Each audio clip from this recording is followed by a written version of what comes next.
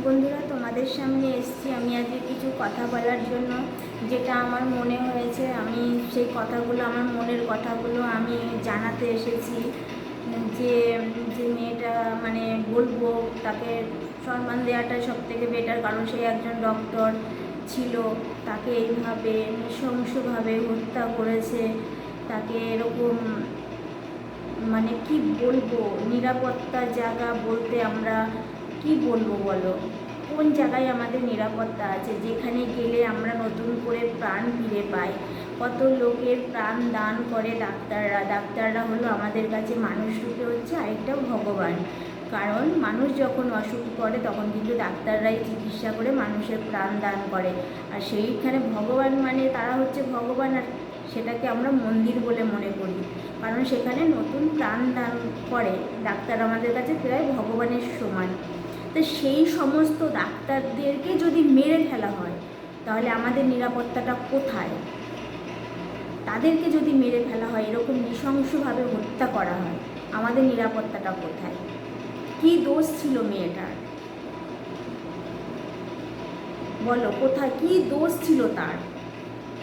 তার মা বাবা তো কত স্বপ্ন দেখেছিল তাকে নিয়ে, তাকে একটা ডক্টর বানাবে, তার বিয়ে দেবে, তাকে শ্বশুরবাড়ি পাঠাবে। এমনকি নভেম্বর মাসে তার বিয়ের দিন ধার্য ঠিক হচ্ছিল, কিন্তু এটা কি হলো? তা এইভাবে তাকে যে অত্যাচার করে, এরকম নৃশংসভাবে তাকে এত কষ্ট দিয়ে, যন্ত্রণা দিয়ে যে তাকে এইভাবে মেরেছে, এটা কোন স্বাধীন দেশে আমরা বাস করছি? তাহলে নিরাপত্তা কোথায়? যেইখানে মানুষের প্রাণ দান হয়, সেই সমস্ত এত লোকের মধ্যে ঢুকে, সেই ফাঁকে ঢুকে সেই তাকে কোনো রুমে নিয়ে গিয়ে তাকে এইভাবে নৃশংসভাবে যদি তাকে খুন করে দিতে পারে, এইভাবে জঘন্যতম কাজ করতে পারে তার সাথে, তাহলে এটা কি বলবো? তাহলে সেখানে মানুষ যাবে কোন ভরসায়? কোন ভরসায় যাবে মানুষ? এইটুকুনি একটা বাচ্চা মেয়েই বলবো, কারণ তার বয়স বেশি না, তাকে বাচ্চা মেয়েই বলবো, আমাদের থেকে সে অনেক ছোট। তো এই যে বোনটার সাথে এরকম করলো, এটা কি ঠিক? তাকে যে পৃথিবী থেকে সরিয়ে দিল, কি অপরাধ ছিল তার? কি করেছে সে? তার মা বাবা তো অনেক কষ্ট করে তাকে লেখাপড়া শিখিয়েছিল, অনেক স্বপ্ন নিয়ে তাকে ডাক্তার বানিয়েছিল, কিন্তু তার জীবনটা এইভাবে শেষ করে দিল।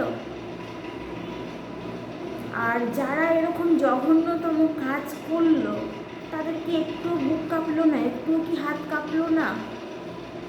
তাদেরও তো মা বোন আছে ঘরে, কি করে করতে পারলো এরকম নোংরা কাজ? জানা নেই। তা সত্যি মানে কথাগুলো মনে পড়লে খুব কষ্ট হয়।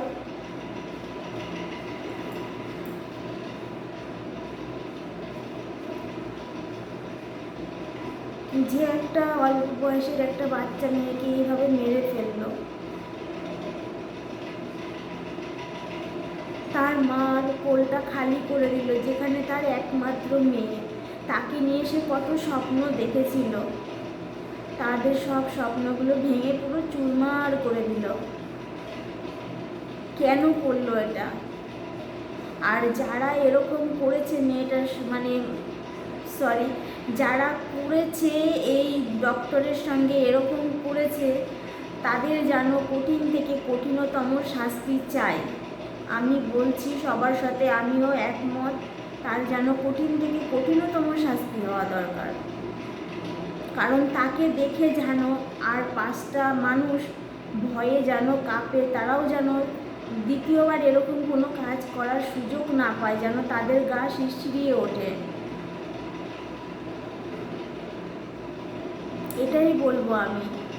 আর সবাইকেই বলবো, তোমরা সবাই এই আবেদনই করো, আর সবাই তোমরা এটা, যদিও মানে আমি কথা ভালো বলতে পারি না, তবু দেখো আমি আমার মতো করে বলছি, আমার কষ্ট লাগছে তাই আমি কথাগুলো বলছি, আমার মনের কথাগুলো আমি শুধু জানাচ্ছি সবার কাছে, যে আমিও তার এরকম বিচার চাই। কারণ আমিও একটা মেয়ে, কি করে মেনে নেওয়া যায় এটা? যেখানে গেলে আমরা প্রাণ ফিরে পাই সেইখানে যদি তাদেরকে মেরে দেওয়া হয়, কি দোষ করেছিল সে? কি অপরাধ তার? সে তো কোনো অপরাধ করেনি, কেন তাকে এরকম নৃশংসভাবে হত্যা করলো?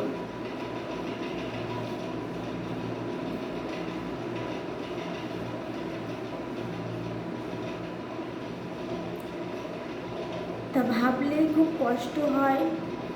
তার পরিবারের কথা, তার ভালোবাসার মানুষের কথা ভাবা যায় না, এগুলো একদমই না। তা সেই জন্যই বলছি, তার কঠিন থেকে কঠিনতম শাস্তি চাই, শাস্তি চাই, শাস্তি চাই, কঠিন শাস্তি চাই।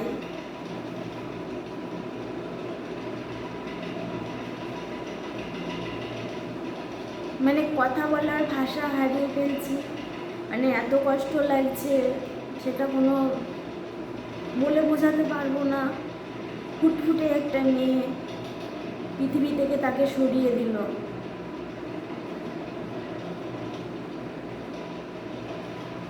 সে হচ্ছে মানুষের সেবা করতে চেয়েছিল, কিন্তু তাকে সেটা করতে দিল না, তাকে এইভাবে সরিয়ে দিল। কেন? তারা কি নরপশু? মানুষ না। মানুষ হলে এরকম জঘন্যতম কাজ কখনোই করতে পারতো না। এগুলোকে অ্যাকচুয়ালিতে বলে নরপশু। পশু না হলে কখনো এরকম করে নৃশংসভাবে হত্যা করতে পারতো না।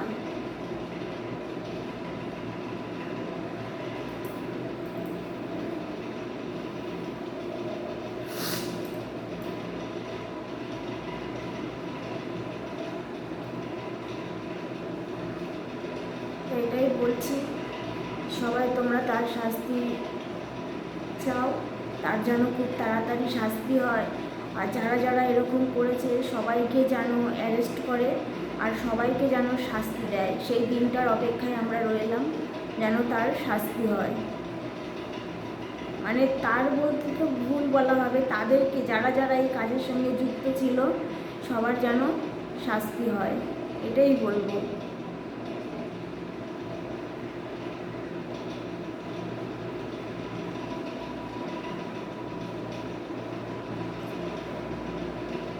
কত কষ্ট তার মা বাবার মনে, বলো তো, কত কষ্ট। মায়ের কোলটা এভাবে খালি করে দিল। কি নিয়ে বাঁচবে তারা, বলো, কি নিয়ে বাঁচবে?